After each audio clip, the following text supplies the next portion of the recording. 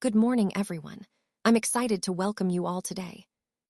Today, we're going to explore a fascinating topic: footprints without feet. This presentation will take you through intriguing ideas and concepts related to this title. We'll look at what it means, some interesting examples, and the broader implications. So, without further ado, let's dive into our journey into footprints without feet. Let's take a quick look at the structure of our presentation. On this slide, we see a series of key points labeled with numbers and brief descriptions like story in brief, key points, and summary. These serve as a roadmap for our discussion today. Starting with background, this sets the stage by providing context for the topic we're about to explore. It helps us understand why this story is relevant and how it fits into the bigger picture. Then we have about the author, which gives us insight into who is sharing this story and their perspective. Knowing the author's background helps us appreciate their viewpoint and the credibility of the information. Next, the key points sections are crucial because they highlight the main ideas or lessons we should take away. These are the core messages that will guide our understanding. The story in brief parts are there to give us condensed versions of the narrative, making it easier to grasp the essential elements without getting lost in details. Finally, the summary ties everything together, reinforcing the main themes and ensuring we leave with a clear understanding of what has been covered. Overall, this slide maps out how each part of the presentation connects, helping us follow the flow from background to key insights, all centered around the core story. H.G. Wells, whose full name is Herbert George Wells, was born on September 21, 1866, in Bromley, England, and he passed away on August 13, 1946. He's best known for his groundbreaking science fiction works that have left a lasting impact on literature and popular culture. In 1895, Wells became an overnight sensation with the publication of The Time Machine, which introduced the idea of a scientist inventing a device to travel through time, a concept that was revolutionary at the time. Following that, he published several other influential novels, including The Island of Dr. Moreau in 1896, The Invisible Man in 1897, and The War of the Worlds in 1898. The Island of Dr. Moreau, in particular, explores the story of a man who encounters a scientist performing gruesome experiments on animals, ultimately creating strange new species. All of these works connect to our overall theme of exploring the boundaries of science and the ethical questions that arise from pushing those boundaries. Wells's stories don't just entertain, they make us think about the implications of scientific advancements and our responsibilities. Before we move on, I want you to think about a fascinating question. Can a man really become invisible? It's a concept that has intrigued humanity for ages. Well, in this story, we meet a scientist who actually discovers a way to make himself invisible. Imagine the possibilities. What would you do if you had that power? Would you use it responsibly, or would you be tempted to misuse it? This story isn't just about scientific discovery. It's about morality and the choices we make when faced with extraordinary abilities. It ties into our overall theme of exploring the ethical implications of technological advancements. So, as we go forward, keep in mind how powerful tools can be, depending on how we choose to use them. So, in this part of the story, we see that it was cold weather, and Griffin obviously felt the need for some clothes to keep warm. It's a small detail, but it really shows how his situation is becoming more urgent and desperate. Now, we also learn that Griffin's relationship with his landlord is quite strained. He dislikes him, and Griffin, in turn, wants to take revenge. This adds a layer of tension and motivation for Griffin's actions later on. Next, Griffin slips into a clothing store, grabs some clothes, has a meal, and then spends the night sleeping. These actions highlight his attempt to blend in and survive, even as he's planning his next moves. Most importantly, this slide connects back to the key point that Griffin, who is a scientist, discovers a rare drug that can make a person invisible. This discovery is central to the entire story. His invisibility becomes a tool and a weapon for him. Finally, all these points set the stage for the dramatic events that follow, emphasizing how his scientific breakthrough leads to his transformation and the chaos that ensues. So, as we see, the money from the loot doesn't last very long.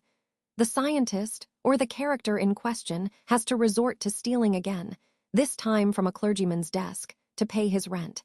It shows how desperate his situation has become. Then Mrs. Hall, the innkeeper, notices that the scientist's room is open. Curious and cautious, she wants to take a look inside. But in a funny twist, a hat suddenly springs up and hits her in the face, perhaps a bit of comic relief, but also highlighting how unpredictable things are around him. Next, the scientist finds himself homeless once more, without clothes and nowhere to go. In a desperate move, he robs a shopkeeper associated with a theatrical company and then catches a train heading to Iping Village, seeking refuge in a quiet, rural setting. Now, because he's been seen paying rent and acting suspiciously, suspicion naturally falls on him. People start to question his motives and his identity. And to top it off, the following morning, 2 attendants, likely from the authorities or those suspicious of him, chase after him. This chase underscores how his actions have made him a target, and it also keeps the tension high in the story. All these points tie together to show how his desperation, suspicious behavior, and the fear of being caught escalate the story's tension and mystery. Now, let's look at the dramatic moment when Griffin removes his bandages and reveals his headless form. This is a crucial turning point because it visually demonstrates the extent of his transformation and the power of his invisibility. Suddenly, Griffin appears from nowhere, emphasizing his mysterious and unpredictable nature. Next, the scene shifts to the constable being called to arrest the headless man, but things quickly escalate as Griffin, still invisible, wounds the scientist. This highlights the chaos and danger surrounding Griffin's presence. Finally, when Mr. and Mrs. Hall try to inquire about the theft, Griffin's anger surfaces. The room's chair comes to life and forces them out, symbolizing how his invisibility and rage create a threatening environment. These key moments underscore themes of identity, power, and unpredictability, which are central to understanding Griffin's character and the overall story. So in this part of the story, Griffin finds himself in a very vulnerable situation. He's without clothes, which makes him exposed and very cold. He ends up spending the night inside a London store, where he steals some goods and money to survive. From there, he moves on to a village called Iping and stays at an inn. While there, he steals money again, this time from the clergyman's desk. Things escalate when a policeman named Jaffers is called to investigate. A strange fight breaks out, and during the chaos, Griffin reveals himself by removing his bandages, glasses, and hat. Now he appears helpless and normal, which horrifies the onlookers. Despite seeming powerless, Griffin suddenly hits the policeman, manages to break free, and runs away.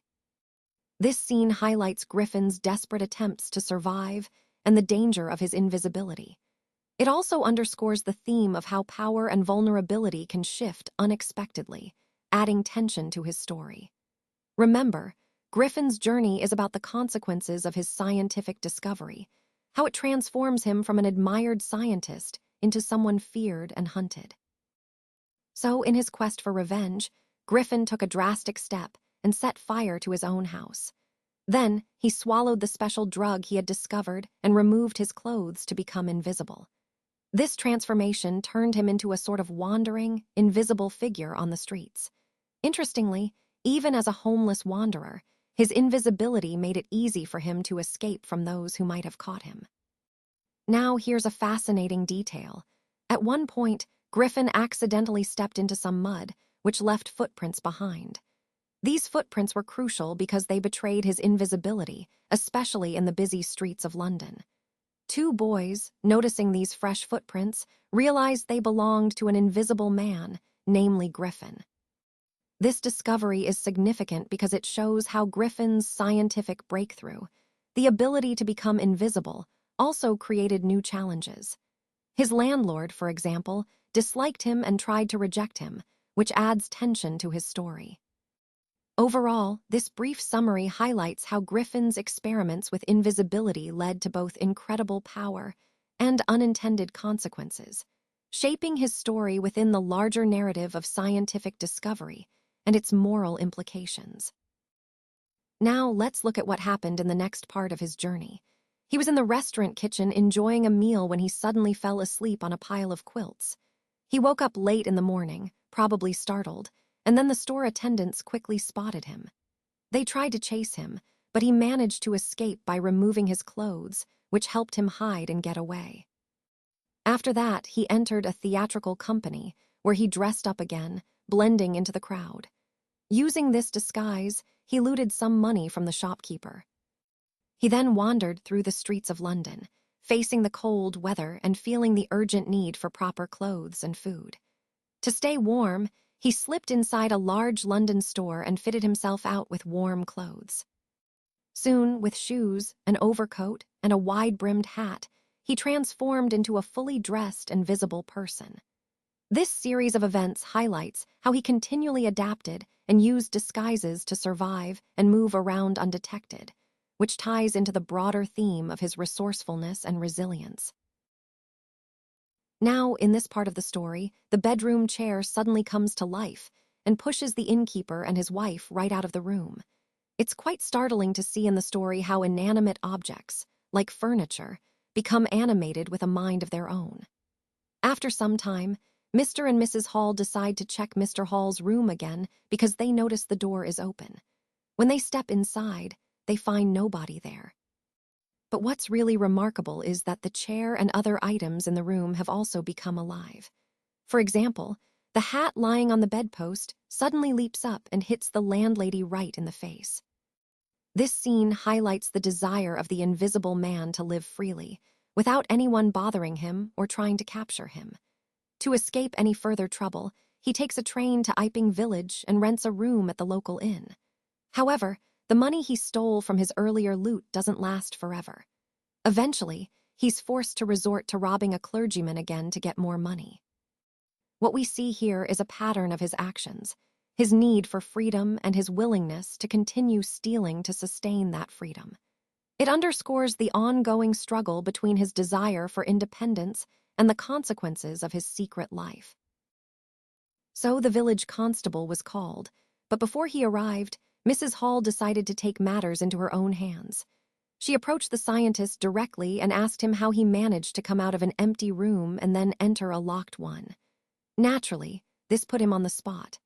The scientist, being quite eccentric, lost his temper when questioned, which only added to the suspicion around him. As news of the robbery spread through the village, everyone started suspecting the scientist. The suspicion grew even stronger when he suddenly produced a large sum of cash, something he had previously claimed he had no money to his name. That inconsistency made people question his innocence even more. Mrs. Hall was overwhelmed by all of this. She almost fell down the stairs in hysterics, utterly convinced that witchcraft was involved. She believed the room was haunted by spirits, and that these spirits had somehow entered her furniture through the actions of this strange visitor. This story emphasizes how fear and superstition can sometimes cloud our judgment and lead us to suspect the most unlikely culprits. It also ties into the larger theme of how mysterious events can fuel suspicion and hysteria in a community. So, in this part of the story, Griffin manages to become invisible and uses that to his advantage by knocking the constable unconscious. Because he's invisible, anyone trying to help the constable ends up getting hit by blows coming out of nowhere, which causes chaos and confusion. This clever move allows Griffin to escape from the scene without being noticed. After escaping, he throws off his bandages, spectacles, and false nose, which makes his head completely invisible. When Mr. Jaffers, the constable, arrives, he's left with a strange sight, what appears to be a headless man. Of course, he tries to catch him, but Griffin outsmarts him again by discarding his clothes and vanishing once more. This brief summary highlights how Griffin's clever use of invisibility and quick thinking enable him to evade capture, emphasizing the themes of deception and cunning that run throughout the story.